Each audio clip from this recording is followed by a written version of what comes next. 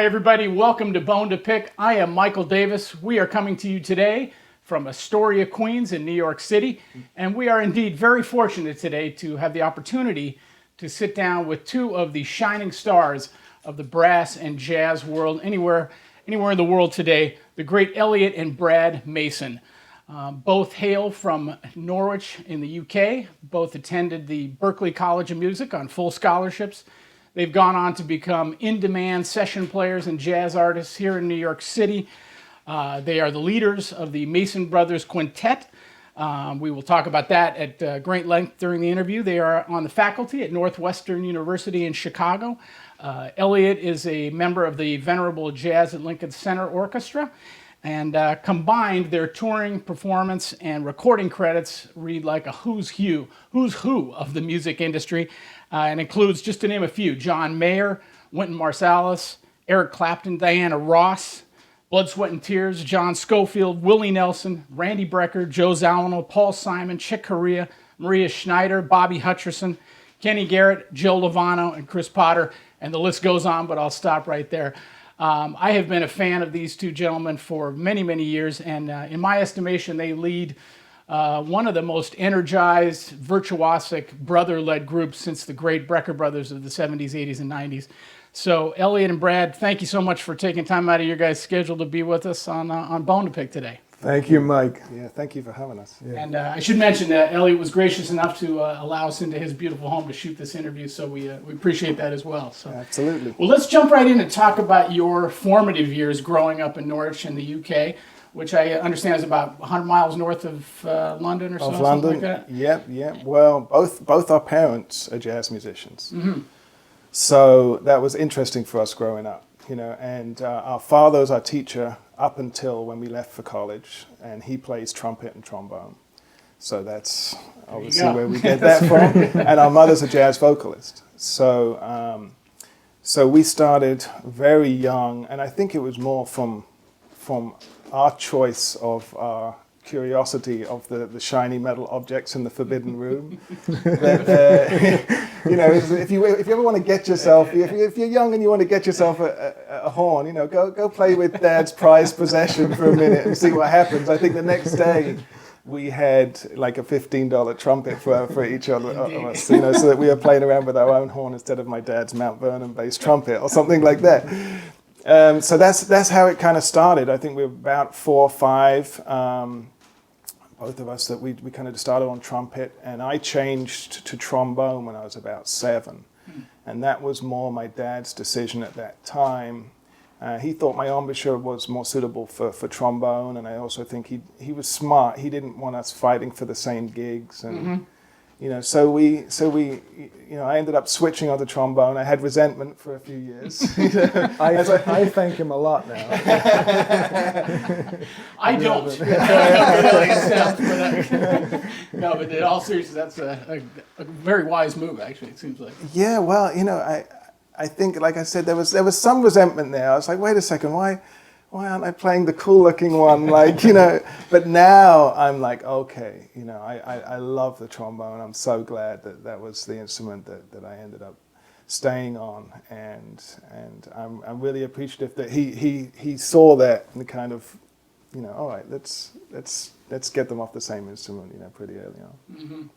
Yeah, great. And for you, Brad, you feel it must have been great having a father who played both trumpet and trombone, so getting that kind of insight. It was fantastic. I mean, just being able to hear him play those instruments, and then, as you start out young, hearing that and looking up to, idolizing him playing, and then he played these records of Dizzy Gillespie and Harry James and Chet Baker, and I'd be like, wow, that sounds cool. I want to do that. I want to play that, and. It was great. We always had music on in the house. It was a great environment. Yeah. And that's one thing that I look back on. It's like there was always music on, and whether we were listening to it, or whether someone was practicing it, or it was on constantly. So I mean, you just and then when I look back at it, at one point I was like, oh man, we used to sit down at the dinner table and we'd still talk about music. It would be more, it's like, can we just talk about something else, like, soccer or something other than music? But now we look back at that like, wow, what an environment it was, and how it definitely carved, our just thought process, and just the way that we went through just thinking about music from an early age. There's just, seems to me there's no substitute to being exposed to that at such an early age. I know, talking to Randy Brecker about the same thing, his dad was a piano player and was introducing them to music all the time, so they were hearing all this stuff and making friends with guys coming through Philadelphia, and I'm sure similar to you guys. And we focused a lot on your dad, but it's got to be to your mom as well, like having a jazz vocalist and hearing her sing. It's got to be a tremendous way to approach music as well. I mean, she was gigging while she was pregnant too, so we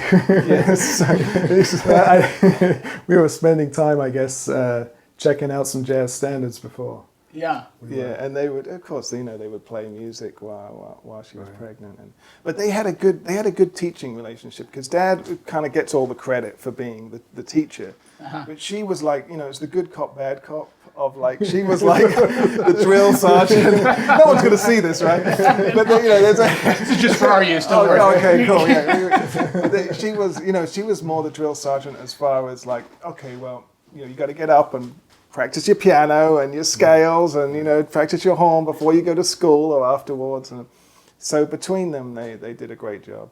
Yeah. Well, clearly, you guys have done amazing things. So that upbringing had to have a huge part of it. So that's very cool to hear that.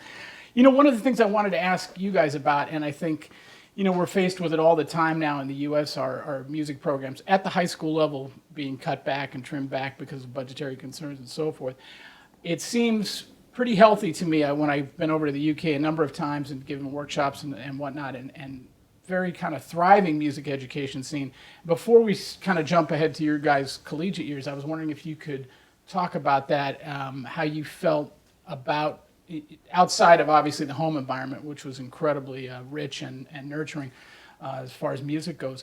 How did you feel in terms of, did you feel maybe there was an advantage to growing up in the UK, looking back on it now, in terms of the exposure and the education you got at kind of that high school level? Well, I feel we were pretty lucky, because we played most days. We found there was something that we managed to play in ensemble-wise. Our high school had a jazz band, which was great to play and great fun to play in, and gave us the ability to kind of stretch a little too and start improvising and learning some tunes. And they had, I guess a little bit like the States here too, they had a national big band, like it's called NYJO, National Youth Jazz Orchestra, where people would come around from the whole different parts of the UK, and they would come down on a Saturday morning, and they would rehearse together, do original music. You get a chance to meet guys that, fantastic players from all over the UK that would come down. The same age groups in between, teenagers, mostly teenagers. And so there was a lot of opportunities in the UK. And high school level, though, too, I feel like all the high schools have an orchestra, right? Yeah. And now more like a jazz band, too, or a jazz big band. And we were lucky as well. We got to play in a big band that our parents were in, too. And we played Glenn Miller music. We'd start off, we had a pretty full schedule growing up, most evenings of the week, right? Mm-hmm. Yeah, I really don't know if I would say advantages, but like Brad said, there was some key elements there that I felt were really helped us. And the schools, our music instructor at our high school, the last gig that we did at the Norwich Jazz Club, when we were back at home, seeing the folks, and we just hooked up a little gig there. Like, he came to that gig, so just to show the kind of love that he had for music, so there was some key people there, and that definitely helped us. And of course, like things like brass bands is big in the UK. So there's that kind of writing. I feel like people on the horn. Some great teachers, and we were fortunate to be kind of taken under the wing of a few guys in London while we were doing the National Youth Jazz Orchestra, and people like Mark Nightingale, and Get to hang out and play with some, some very talented, amazing musicians on their horn. Yeah, Mark was great to me, actually. I mean, I think the first time he heard me, he kind of like invited me around his house, and then we ended up just like listening. He burnt me a whole load of tapes at that time. Yeah, that says how old I am. Cassettes. He burnt me 78 records, but so he burnt me tapes of, because I was into Rossellino, Fontana, Watrous, and all these people, So he was like, "Oh, have you heard this? Have you heard that?" So that kind of love for it right there, I really appreciate that. And I mean, there were some other great people like Don Lusher. Sure. So, oh wow, yeah. So there's other people that definitely influenced me just from their playing in the country, and there was I was just thinking about like some things that we won. Like we won a competition, like we won a couple of competitions, jazz competitions, and for the actual prizes of those was to study at a jazz camp where it was the top London guys there, and like Mark was there, Pete Beachell, and I mean, who was on trumpet right there? It's like Steve Waterman, Steve Waterman, Henry Lauder. Yeah. I mean, some of the guys that it was just basically the top London guys you got to hang out with for a week and play, socialize. It was a great environment. That's very. Was that the Daily Telegraph Awards that you guys won? That was the Daily Telegraph. Which I should mention specifically, they both in the same year you guys won in different age groups, right? The Daily Telegraph Young Jazz Soloist Awards. Yeah, we were kind of bad actually. What we did was, well, I won it first. I was 17 and I entered it and I got lucky and won. And then the next year, Elliot did the same thing, and he won. And then the following year, we both entered different categories, different age categories. They had like under 17. They had like two different categories. They had a 21 and a 17. Enter, so we kind of switched the categories, but only because we really just had a great time at the Waverton course. This camp was amazing, and so so we managed to get there together on the third time or whenever it was, and so I mean those kind of things for us I think were really key. Those are some great experiences. Thanks for sharing that. And I think just to echo what you said, I think Mark Nightingale is one of the, to me, he's one of the best trombone players anywhere in the world. One of my favorite people. Also, he's just a wonderful guy and an incredible musician, great writer, and just like you see. You guys have carried on this tradition of amazing musicians from the UK. So it's nice to hear that Mark was so kind to you in the beginning years like that. It's awesome. Yeah. Well, let's jump ahead now and talk a little bit about your time at Berklee. And I know we were speaking before the interview. I have a special passion for it. My oldest son, who's a freshman at Berklee, and absolutely loving it. And I'm just seeing it through his eyes. It's an amazing school. Of course, it's been around for a long time. We all know about it. The alumni list. You guys at the top of the list, but it's unbelievable how many great musicians have gone there. But anyway, I know you guys both went on full scholarships. Obviously, they wanted you to be there. What was the experience like for you at Berklee, and then also just being around the community in Boston there? For me, it was fantastic. It was there's so many great musicians you're around constantly, and playing with, getting a chance to shed, to practice with. The teachers, it's just a huge faculty of great, some jazz legends that were there. And being able to, for me though, the biggest thing I got out of it was finding specific teachers, someone like Hal Crook, a trombone player, Ed Tomasi, these guys really just fine-tuning and figuring out like certain parts of improvisation that I really wanted to work on and really like study and develop. And then also the people that you're there with, like the alumni now, the friends that you make. It's like those people I bump into and work with constantly. And it's those friendships and those relationships that I think that's key. It's one thing that's special about that school, because it's such a vast, it's not just jazz, it's MP&E, music production, engineering, business. You've got such a vast amount of subjects at the school that you know, you meet people from all of those, all over those, you know, constantly, you know, friends, alumni around the city, wherever you work.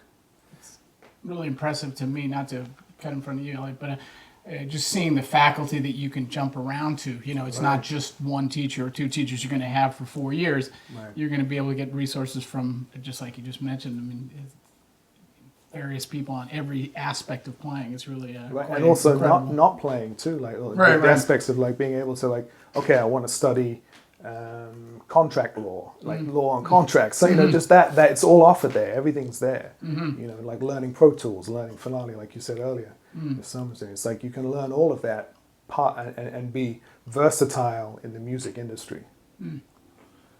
Yeah, and I was really lucky because I had this guy that is like. I'm very happy you look at it that way.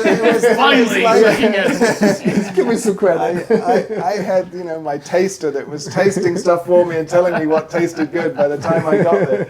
So you know, but because Brad was, you know, a couple of years older, so when I went out there, I actually went out when I was 16, but when I was there, you know, Brad was telling me, okay, so get with this teacher, you know, do this class, and all of the names that he mentioned, Howard, Tomasi, you know, just, you know, if you can just don't do the class without him. Not forget You know, Phil Wilson too. Phil was there. Wilson, right. yeah, He was a huge, Tony Lada, yeah. and you know, so you know, it was just.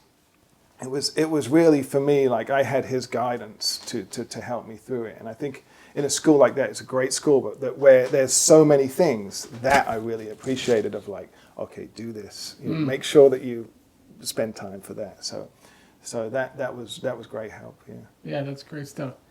All right, let's kind of shift gears a little bit, and you guys are now such a part of the New York fabric. I mean, you're established veterans, but still very young men, and still doing amazing things and interesting things all the time. But maybe if you could take us back a little bit into what it was like moving to New York, the feelings you had then, and you know, even good and bad. It can share whatever you feel like sharing about those early years in New York City, which can be for all of us a difficult time. But I know a lot of people, seeing the amazing success you have, would love to hear, you know, what it was like for you at the beginning of your time as a professional. Right, real. I mean, it was real. It was real, yeah. And it still is. But I mean, you know, just that those, when I graduated, I moved to New York, and Brad had actually moved a year before, and I was kind of still, I was half in New York and half in Boston, finishing off my last year. So, but when I actually moved, it was like my horn and one suitcase. That's all I had, and very little money. And so, you know, we had one contact that we actually met. This is a great thing about another competition. We met through another competition here, the Frank Rossellino Award. So I was fortunate to get that, and I met a contact, and we moved here, and we ended up staying with him in a basement, in his basement. And when he ended up moving out, we ended up taking over the basement. But, you know, that was rough times, you know, but it's the story that you hear of, you know, it's a one bedroom, it's not much light, it's a massive health hazard, you know, so, you know, but at the same time, the rent was really good. So it enabled us to be here with, you know, not so much stress for the first, you know, couple of years, financial stress. Right.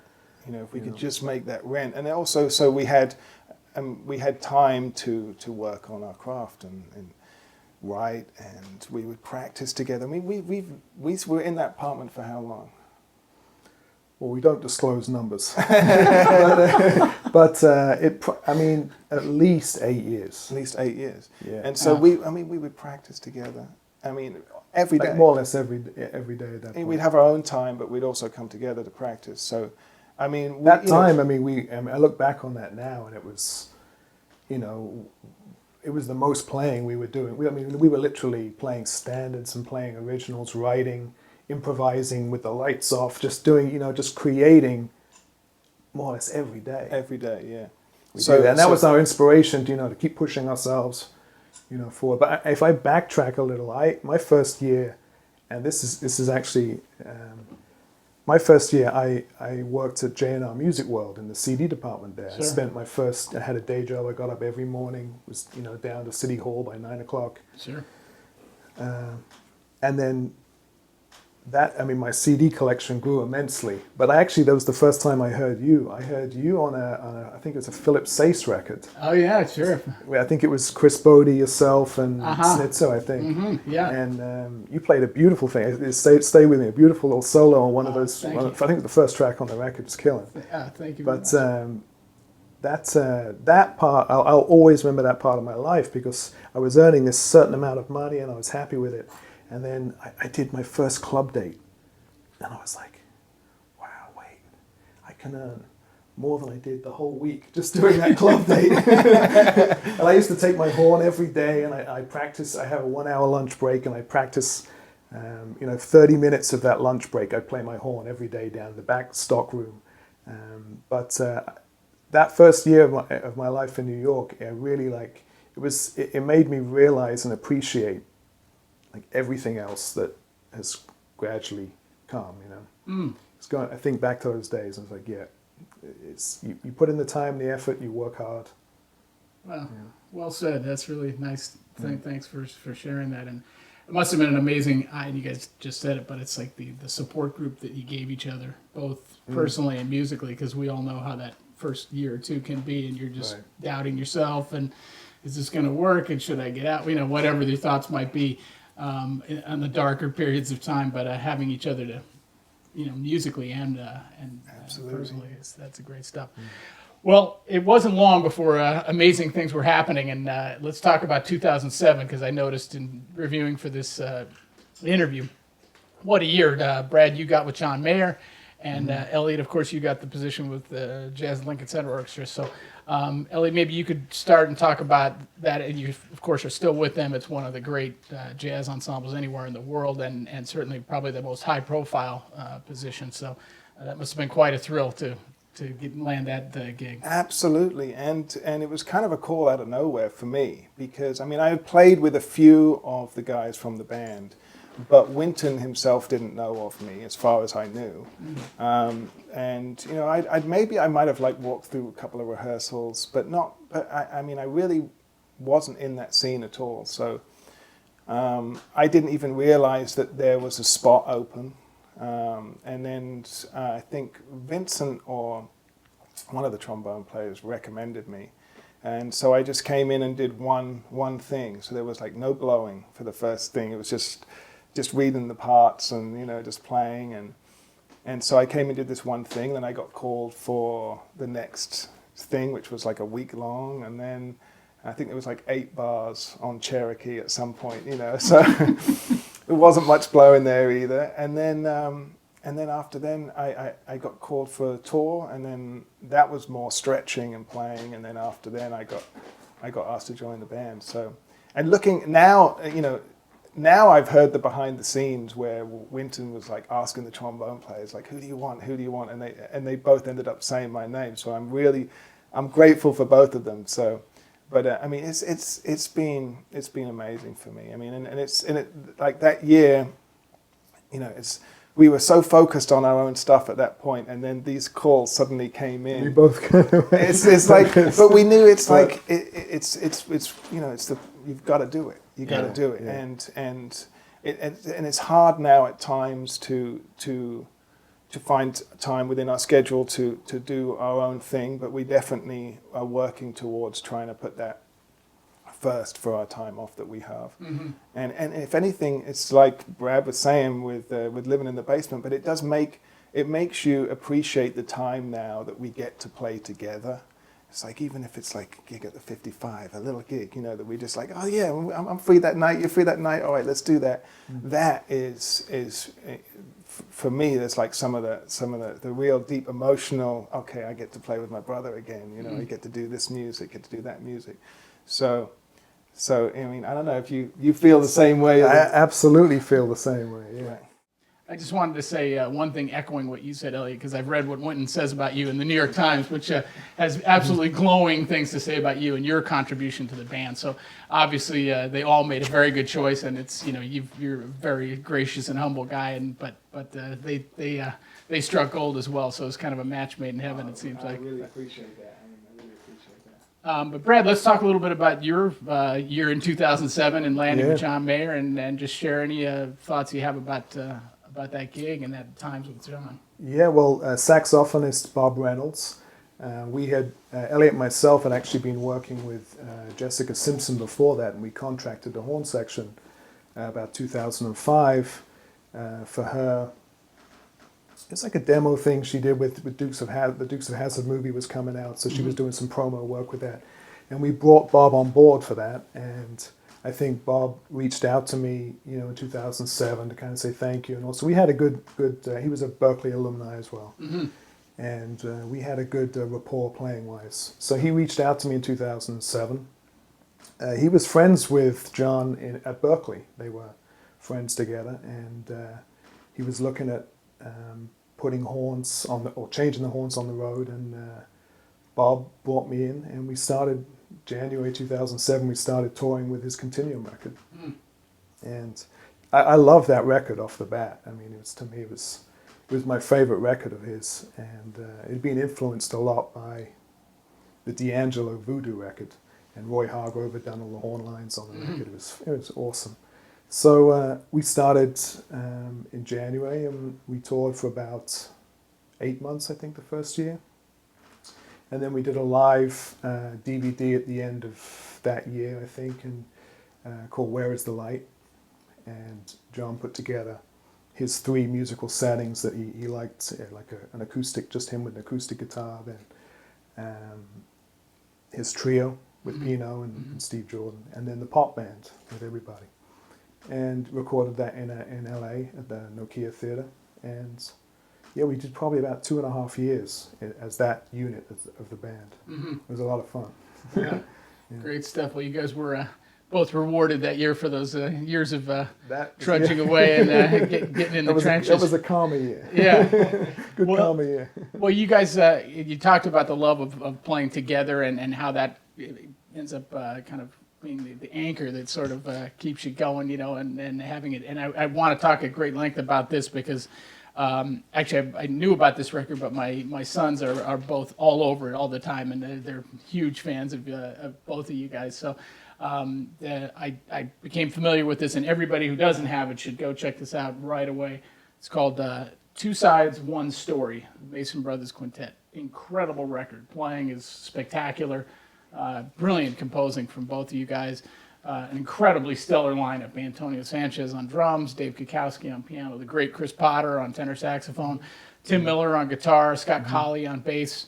Who am I leaving out? Joe Locke on vibes. They get everybody. It's an incredible sounding record. And James Farber engineered, right? Engineered, yeah. Best in the business. It's great. So anyway, I've talked enough about this incredible record. Tell me about the record. Tell us all about how it came about and your process in terms of composing individually together. Anything you want to tell us about? Well, it took a while for it to come together, didn't it? It was just to get the stars aligned. Yeah. For the people that we'd envisaged on the record to come together. It took a moment to get all of us in the same place at the same time to record it. But writing-wise, we've been writing. Elliot did more writing on the record than I did, but together we'd been writing probably about 8 years from the beginning. The first tune, Boots, maybe was how long? Yeah, well, it was interesting because we had written a lot of music for the band, but at the same time, we wanted this to be have some kind of sweet feel to it, right? Where it wasn't just let's just pick what we think is the best tunes that we've written and put them on an album and then put them out. We wanted it to have an overall feeling of you kind of go through this whole journey of the album and you sit and listen to it as it should be. Yeah. But so that aspect of it was kind of for us writing wise took the time because there was a couple of tunes that we had written together, like Boots, we wrote together. We wanted it to be within that style. Okay, well, let's try and get something within this style. And now let's think about different kind of turns that we can go from this tune. And so we kind of went through it that way, where we were writing new tunes, but still within what we felt like the album needed at that point. And so writing together can be interesting because we did Boots, and we did a part of 24/7 together, Right. and that's hard. So That's, I mean, sometimes it's great, it's awesome. Other times, then you find yourself both going in different directions, and kind of feeling, okay, well then let's make a sacrifice here. Let's figure out musically, what's going to fit with the overall big picture of the record, and trying to keep the compositions and thinking the compositions for the big picture of the record. But I mean, like, writing together, I think we've had. No, I mean, we've had some good moments, and we've had some some tough ones. Some tough ones, yeah. But that's that's part of the relationship, But yeah, so that side of things I felt like took some time, and then like Brad said, as far as when we got together, we didn't want to just put an album out for the sake of putting an album out, and maybe looking back, it would have been nice at some key points where we actually had something, a good representation of us at that point, right, to give to somebody, but still it just felt a little cold just to have just this album out just because I've got to have something. So we really we waited until we felt like we had something to offer, not only playing wise but writing wise, and then just in the big picture where I felt like, okay, this is we're ready to do this at this point. So it took a little while for us, but we're very proud of that album, and just the fact that we could align the stars and get everyone that we had kind of written for. It was like a movie where you have a certain character in mind and a certain person that's like, okay, yeah, this fits there. Because we went to school with Antonio Sanchez, and we played with a lot of the guys before, but we hadn't played with Dave Kokoski at that point. And I mean, we listened to records with Dave on from probably our teens, right? With Bob Berg, and just I mean, loved his playing, and and we always said, if we record a record, we got to try and get this guy on it. And for that writing, I mean, a lot of the writing is like, it actually had some of his influence, and and so he was like key for that as well. And we still say he is now for the other one that we've just actually recorded a live one, which we'll probably get into in a minute. But great. But so he's key. He was key to that as well. So.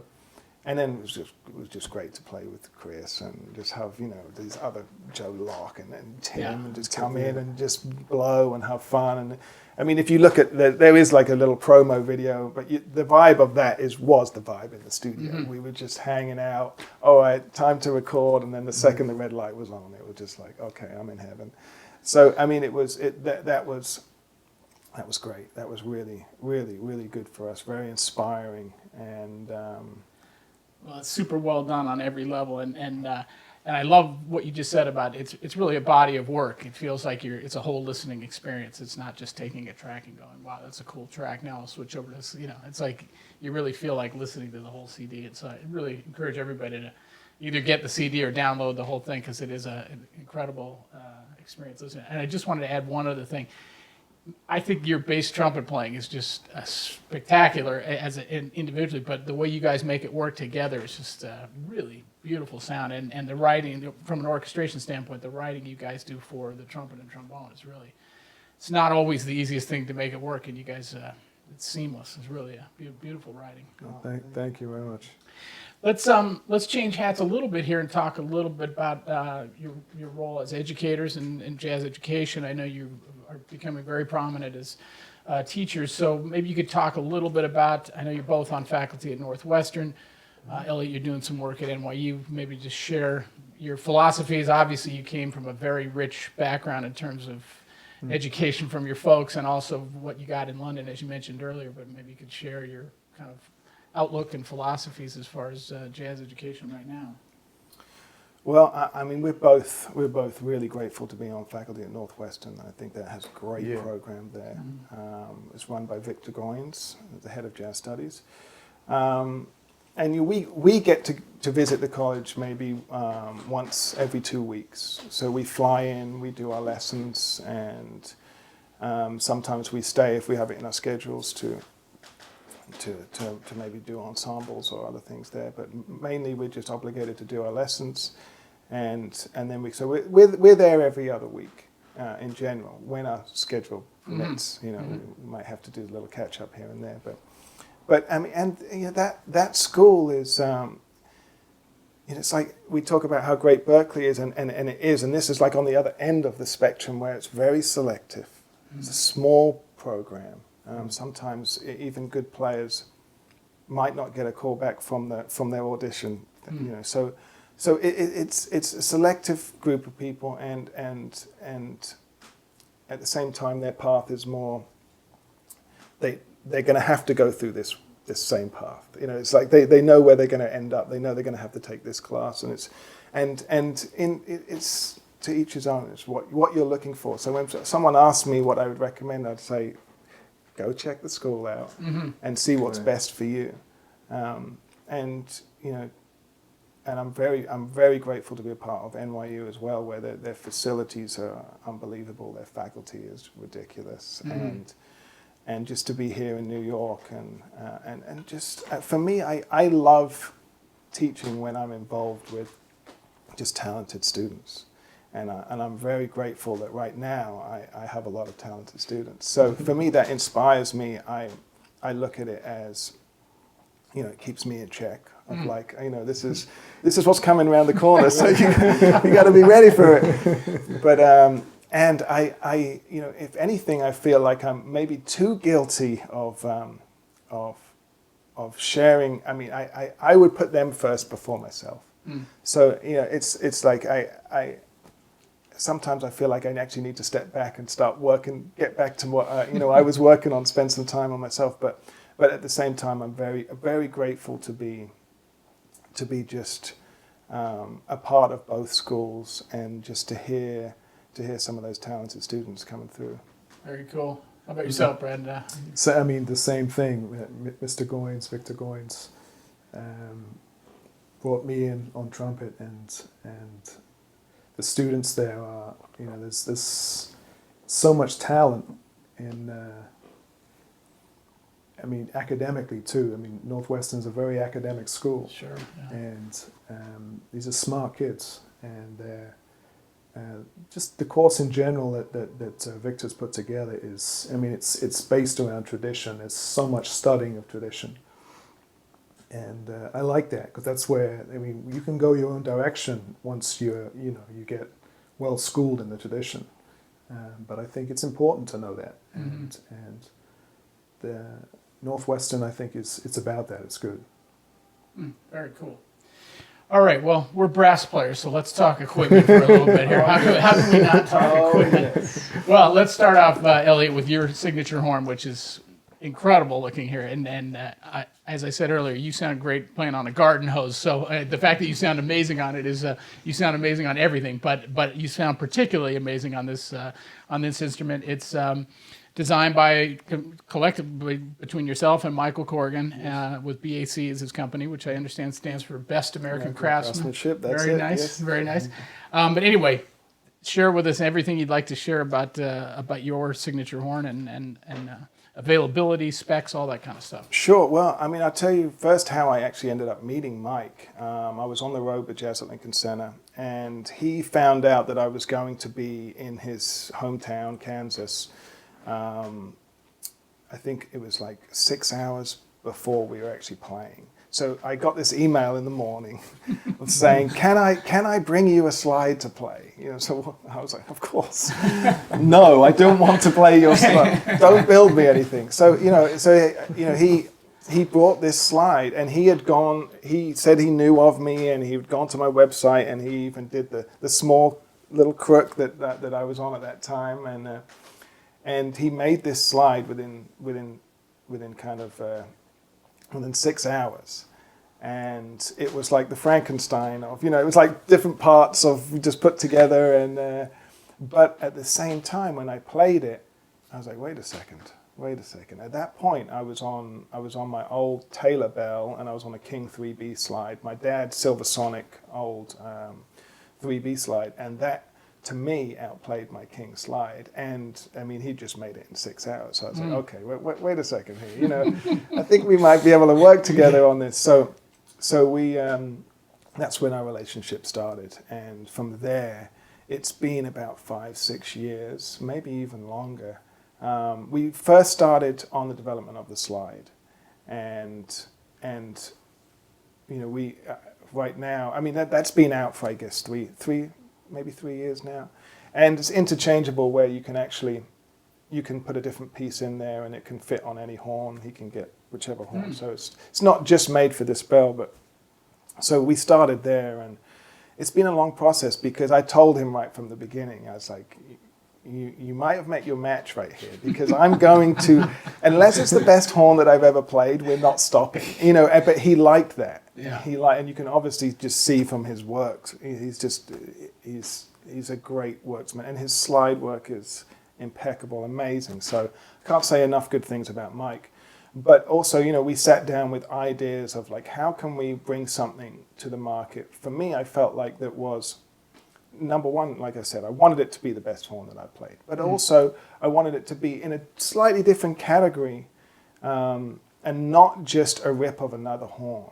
Of like, okay, well, let me take, you know, a Bach so-and-so and just, you know, change this around, and now I've got my model. I mean, it's like, so this really is a hybrid, and that's what I felt took a lot of the time, was to sit down and try and find something that actually, it plays slightly differently, but for me, I really like it. And so specs-wise, we're dealing with a 508 slide, and it's in gold brass right now. So it starts off with a feeling similar to a 3B. So that's where we went from 500 to 525 dual bore. We tried the outer stockings in nickel, gold brass, copper. Same with the actual crook. We changed all different kinds of metals. And we ended up, for me, settling on the gold brass, even though the nickel is really nice response-wise. But I felt like the gold brass, I didn't lose too much of the response, and I did get the sound that I was looking for, which is slightly warmer. So that's where we started. Then from here, once we get into the neck brace, all the way going through to the tuning slide is where things really start to expand and open up, and we're almost like Bach 36 to Bach 42 here, and then we're still opening up for the bell. So that, as well with how we've shaped this, it's a really open feeling horn, but at the same time, it leans towards feeling like a small bore 3B, but maybe a little bit more open in certain registers. I feel like it's more open in the upper and the lower register. Definitely the lower is huge. But so it was to try and ride that line between the feeling of a small bore, so I felt agile on it, but at the same time having the sound of the large bore. So it's, you know, it's trying to get the best of both worlds. So that it took some time. I mean, there's so many things that we encountered that I learned so much through this journey, not only about the metals, but just how different you can shape the same pipe just slightly differently and have a completely different feeling of the horn. I mean, it's unbelievable. So it was a long journey for me, but now this is available, and Mike has just started pre-orders, and it's, you know, if you can try one, and you're always welcome in New York, if I'm around, to come by and try one, it's worth trying, because it's definitely worth saving for me. It's like it is your sound, you know. It defines you, so it's, you know, how important an instrument is. Absolutely. Well, you can see the passion that you brought to it, just like you do to your playing. I mean, you clearly exhausted every possibility, and it's great. And most importantly, it looks really cool. Well, there you go. That was the most important thing that we went for. It's like, Mike, this doesn't sound good, but leave it on. It looks great. It's totally shiny. Well, I look forward to checking it out, and like Elliot just said, definitely give it a try, because it's a great instrument, and Michael's a great craftsman, that's for sure. Brad, tell us a little bit about your trumpet. You're on the Taylor Chicago 46, and tell us a little bit about that. I've been playing Taylor trumpets probably for about the last 15 years. The trumpet, there's the Light 46. I used to play the slightly heavier one, but this model seems to work a little better. It's not so, it fits into different musical situations better. And the flugelhorn is beautiful flugelhorn. Andy makes an amazing flugelhorn. A red brass bell, super dark sound. Valve block is fantastic. And then for more horn section stuff, I play a Yamaha Play an old school Bobby Shoe 6310 ZS, the silver model, and that's great for just cutting when you need it to cut. And I switch between those two trumpets. I've been on GR mouthpieces now for about a year. Love them. Really like the GR mouthpiece. And I switch between the two as well. I have a deep one for jazz stuff, and then a slightly shallow one just to cut the sound up when I need to bite through something. And yeah, that's kind of my setup.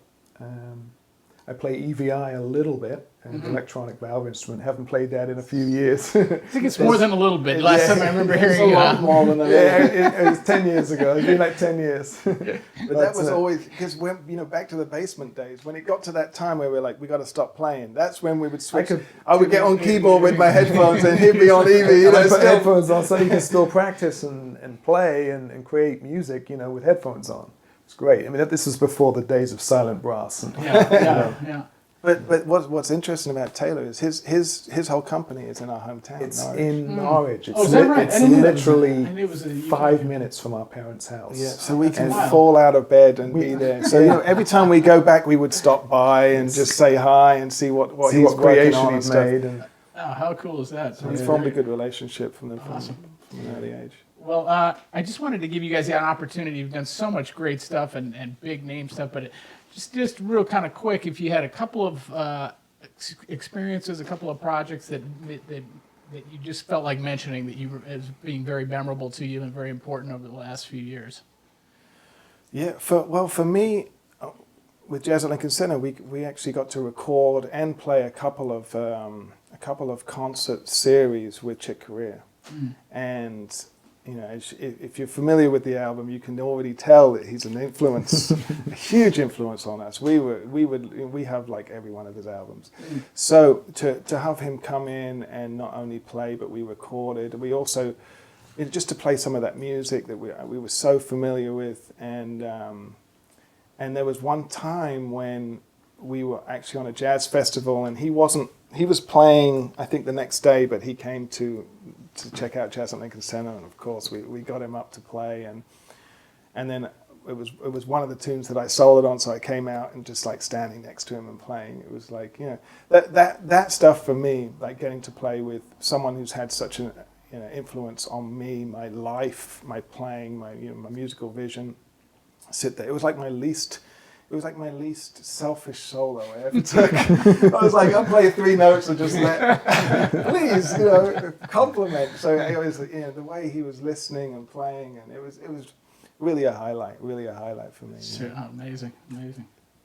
How about yourself, Brad? Anything jump out that you feel like sharing, or? well, recently I feel like I've been lucky enough to work with Diana Ross, and my mom. I mean, we grew up, and Mom was a huge fan of hers, used to sing her songs, and used to have, her tunes playing as we were growing up. So to actually start working with a person that I mean, she's an icon. She's of course. And 70 years old right now, and playing most of the weeks, 5 shows a week. So to be able to do that, I think, I really like, and the horn writing too, her horn arrangements, I really dig it. I like it a lot, and that side of playing as well. It's different from, horn section playing is different from playing in a jazz quintet. The cutoffs, the bites of the note, making I love that. I love that side of playing too.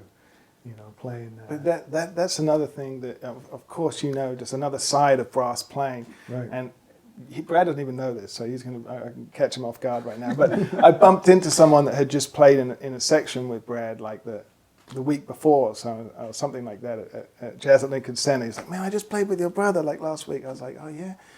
He was like the easiest person to play with in the section, and I was like, that thing, that's a whole other thing. That's a whole other aspect of brass playing, and Brad definitely has that. So I mean, not only playing within our stuff, but when we've done other styles, I've noticed that of how it's just easy just to play with Brad. And that's why I feel like he's really kind of made his name within those things of just being in those kind of sections. Yeah, well said. Well, I think that goes out to every brass player in the world. I mean, you're absolutely right. That's a whole nother skill set in terms of, it extends itself, of course. You guys are obviously very sensitive musicians and you're listening and reacting as you are as people. You know, it's always kind of an extension of your personality. But that's a really important point, and I'm glad you mentioned that, Elliot. It's something that also we both talk about with our students. You know, being able to be versatile, being able to, you know, also, I mean, studying the music you love, but also studying stuff that, you know, you want to be able to work as a musician when you come out of college. And you want to be as versatile as possible. And you want to, you know, you got to learn Earth, Wind and Fire horn lines. You've got to know these tunes as well to work. Yeah. You know, so it's just being, you know, doing as much classical work as possible too. Just being versatile on the instrument. You know, I think it's really important. Bringing that to your practice regime. You know, because it's hard. It's, you know, everyone's the same. You pick up your horn, you want to play what you want to play, and what sounds good. You know, no one wants to actually sound bad. But those are the days you know you're growing. Is when when you're in that practice room and you're sounding bad. It's like, okay, I'm working on something I can't do right now, and that's the best thing. Yeah, that's the thing. The holes in your playing, and that's what I think I really try and I try and stress to my students is that, okay, we're going to get to this. I know this is the good stuff. We are going to get to that, but let's break it. Let's deal with fundamentals right now, and then let's deal with this aspect of your playing, and then let's deal with the holes in your playing, what you're not good at. So we try and get more of a complete player in the end result. But then we will get to this stuff. We will spend time on the stuff, and you have to make it fun while you're practicing as well. Mm-hmm. So you don't want to go too far the other way. You want to try and get, you know, so you have a whole broad spectrum of covering everything. So you can at least look forward to picking up the horn and saying, "Oh, I want to practice, but I know at the same time I'm going to cover everything." You know? Like, give yourself a little payoff at the end of the practice. That little giant step. That's your payoff. What's your head trigger? I was fortunate to do a clinic with the great Gary Smalley, an amazing musician and baritone saxophone player, and he said it best, and I use this line all the time. He says practicing, but I'll say good practicing is intentionally making yourself feel uncomfortable. When I heard that, I was like, that's exactly it, because I agree. You know, who wants to sound bad? But if you put yourself in that uncomfortable place, we all know what our weaknesses are. That's the only way you're going to really jump ahead. But I got a couple more questions, guys. I could sit here all afternoon and talk to you. This has been an absolute joy to share these wonderful experiences. Maybe talk a little bit about what your goals and projects are for the future. I know you mentioned you got the live CD coming out, so maybe you could tell us about that and other things that might be on your dance card at this point. Well, we just recorded 2 nights at Dizzy's in September. We did 4 sets. And I think out of that, I think we're going to have a record. I think we've got something that you know we're planning on releasing. The band was close to the same band on the record, except it was Matt Penman on bass this time and Jonathan Blake on drums. Just a great rhythm section. Kokovsky again on piano. Elliot, myself, and the music this time. Came from a slightly different place. I mean, it's still influenced. There's still influences from the first record, but I think the music. I mean, I wrote something for my father. I wanted to write something for him, just to pay a little homage, you know. And Elliot and I wrote something for our grandparents, which was. I mean, you can talk about that too. Yeah, I feel this album is special to me because the writing comes from more of an emotional standpoint, and not that the first one didn't, but this is like even more thrown into like 100% emotion, you know. So we had our grandmother passed away right before the maybe 2 or 3 weeks before the actual live recording.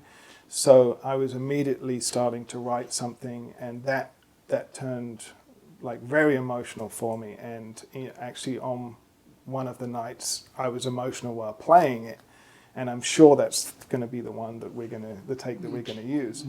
So, you know, that's where the writing came from. And also, we just wanted to add a little bit more diversity we love the sweet feel of the 2 sides, one story, but at the same time, it's now, okay, now if we go and just take that music to play, let's add some diversity to that sound and expand upon it. So that's where kind of the writing came from this live one. And Like it's interesting as Brett says. I think we have something. But we still haven't really had a time, the two of us together, to sit down and listen to the whole record and just see, pick and, go through the tracks and pick what we would, end up releasing. We're still, we're hoping in the next couple of weeks we can do that, just to make sure that we're... Because we've listened to it, separately. We did one plane ride together. We were listening to it, and we were like making notes of like, okay, I like that track, you like this track, but it's definitely harder when you've got two leaders, know. It's like, my solo was good on this one, my solo was good on this one. Okay. No, actually, you know what? We end up really not being like that, because I mean, with two sides, it was about the music. It was really about the music. We sat down. The selfish side of it just kind of got thrown out the window straight away. It just like, sometimes it was just like, we have to capture that moment. It had nothing to do with us. It's like, this was a beautiful moment, and this has to be this is the take, and and we didn't really do any overdubs at all in two sides. So it was more about what happened, and we were in the studio. And so same with the live thing too. I mean, I like the fact that, all right, this is a live gig and you kind of take these left turns and that's what happened. That's what you said. So many of our favorite records were live records too, and just that rawness that you captured. We wanted to do something this time that was, that captured that rawness of a live record, that, Live at the Lighthouse with Elvin. It's like that kind of thing. Just how it's just raw. That, but not even about the music, but just the raw recording, and we wanted something, something that we could do in that, something that we could just put out with us live, just going for it, and just what happens, right? And so that should be called Chapter 2, Efflorescence. That's the plan. That's the plan. Nice. So hopefully that will be out soon. Yeah. Well, that's. I, for one, am looking forward to that, and I know everybody else will be, as we will for all the future things you guys do as a quintet and individually. I mean, it's going to be fun as a fan to watch you guys over the next 2, 3, 4 decades, hopefully longer.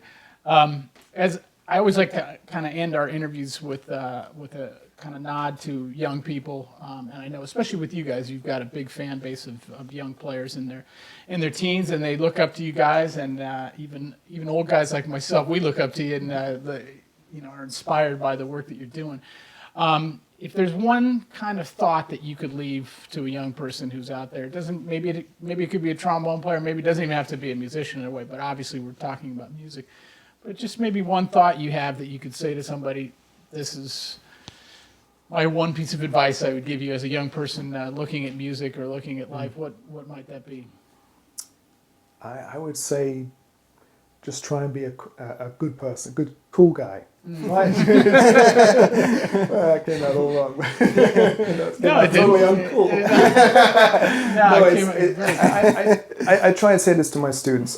The majority of the gigs that I've looked back on and really had the best times on have all come from my friends. My friends have called me for them, and that's basically, I feel like you work with your friends call you for gigs, so it's about making friends. It's about trying to be a good guy, trying to be a nice guy, and just making as many friends as possible. That's really what I try and say to my students, and remind myself too. Yeah, that's great advice. Yeah. I've actually got nothing right now. I was thinking, man, I saw that question. I was like, you know what, maybe I'll talk about this and I'll talk about that. And I think I've already mentioned it. So I really don't know what to say right now. So Well, that's fair enough too. And you've actually, both of you guys were very generous in the thoughts and advice that you gave throughout the interview. So it's kind of redundant in a way. So, guys, I really appreciate your time today. It's been an absolute pleasure to meet you and get a chance to talk to you. Likewise to meet you. It's great having you on the roster, and we look forward to everything you guys do in the future. Everybody check out the Mason Brothers Quintet when they're playing in your neighborhood, Jazz at Lincoln Center, all the projects Brad is involved with, and we will see all of you next time on Bone2Pick.